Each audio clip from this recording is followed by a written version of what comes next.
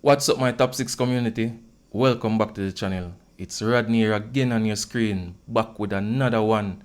And as you know, Friday, Jamaica lost 2-0 away to Curacao in our third World Cup qualifying game in the CONCACAF region. And what I'm saying, my people, it's not the time to panic. It is not the time to panic. We still have our destiny in our own hands, and the game Tuesday.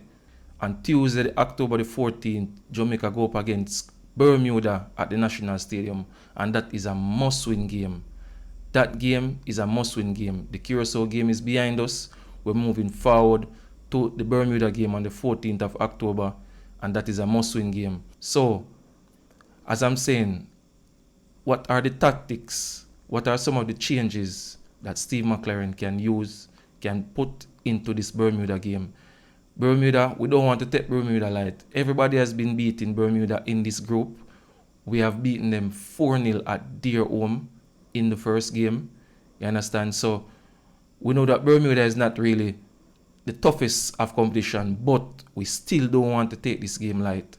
We want to go in there with the same focus as we go into every game and try to get the 3 points. For me, we should be smashing Bermuda. Even 5 or 6. We went to their home and give them 4, even 5 or 6. But to me, it's the 3 points that matters. It doesn't really matter if we give them 1-0 or even 2-1 at the stadium. We just need the 3 points. That 3 points can possibly take us back to the top of the group if Trinidad get a result against Curacao, in which I feel Trinidad can get that result. Whether Trinidad draw with them or Trinidad beat Curacao, and Jamaica beat Bermuda, we will be back on top. We just don't want Curacao to win. You understand? So let us hope the results play, that result play in our favor, and we win and back on top of the group. But Steve McLaren, there are questions. You understand? So for this upcoming game on Tuesday against Bermuda at the National Stadium, I would change up the defense line in terms of I would put Ian Frey at right back instead of playing him in the midfield.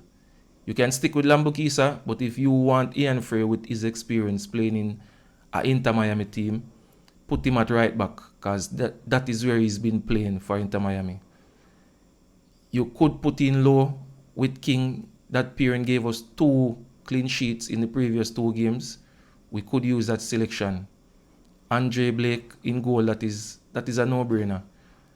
And of course, we can use Amari Bell at left back.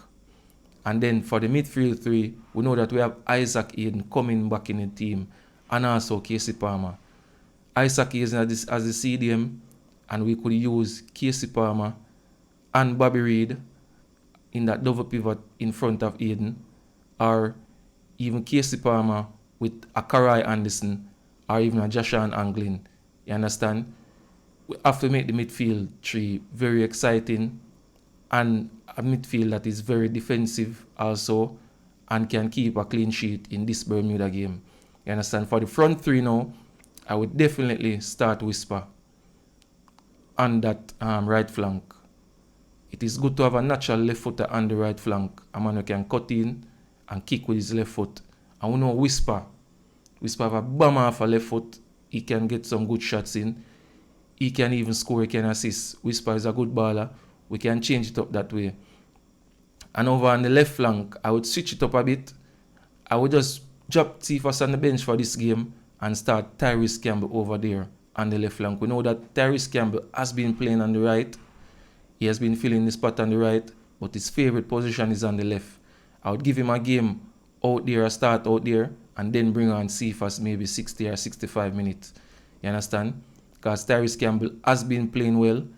For me, he did well in the Curacao game, even though he didn't go on the score sheet, didn't get any assists, but he played well in that Curacao game. So I would start Tyrese Campbell over on that left-hand flank. And for the number 9 striker, I would stick with Kadama Terry. Kadama Terry didn't really do much in the Curacao game, but I can't really blame him. He didn't get any service up front. Kadama Terry didn't even get off a shot in the Curacao game. You understand? But as I said, it's a player that when he gets chances, he can put them away. We have seen it already, especially in the Trinidad game last time around at the National Stadium. And I think Kadamateri is the type of player where he will perform better at home in the National Stadium. So those are the games. I was saying in that away game to Curacao, we should have started Shamar Nicholson for his physical presence. You understand? The rough tackling, the pressing, and is also his hold-up play to get the team up the pitch. You understand? And even that Trinidad game away, I would start Shamar Nicholson up front for the exact same reason.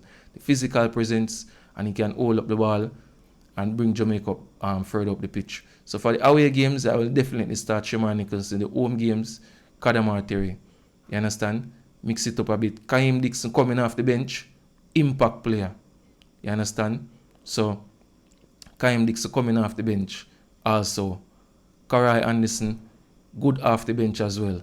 You understand? So, Steve McLaren just need to do the right things, get the team performing. You understand? Steve McLaren, the JFF linked him and he said he can do the job. He said he's a big European coach and he can bring the Reggae Boyz to the World Cup. So, Mr. McLaren, you have the resources, the players, just get the right job done. Select the right players for the squad. Select the right set of players for the match day. The 11. I already said in your press conference that the players on the bench that eventually come onto the pitch is even more important than the players that start the game. The players that finish the game are even sometimes more important than the ones that start the game. You understand? So as I said, the impact players coming off the bench, the coach has to make the right substitutions at the right time when needed. You understand? I think we can put 3 or 4 past Bermuda early, and we can even get to see a bit of Seymour Reid in a case like that where we have a comfortable lead. The 17-year-old young man from New York City FC, you know what I mean? We can give him a few minutes and give him a look in. So you understand? We just need Steve McLaren to select the right squad and put the right set of players out there. You understand? So, Reggae Boyz, as I said, we need to be in this World Cup. The World Cup is very, very important. It's a big thing. It's a big sporting event ever. Biggest sporting event. You understand? Billions of views. And we want Jamaica to be a part of it. So, Mr. McLaren, you have the job. You have the experience. Bring us to the World Cup. Just remember my side to like the video, subscribe to the channel, and get your thoughts in the comment section. I'll see you on the next one.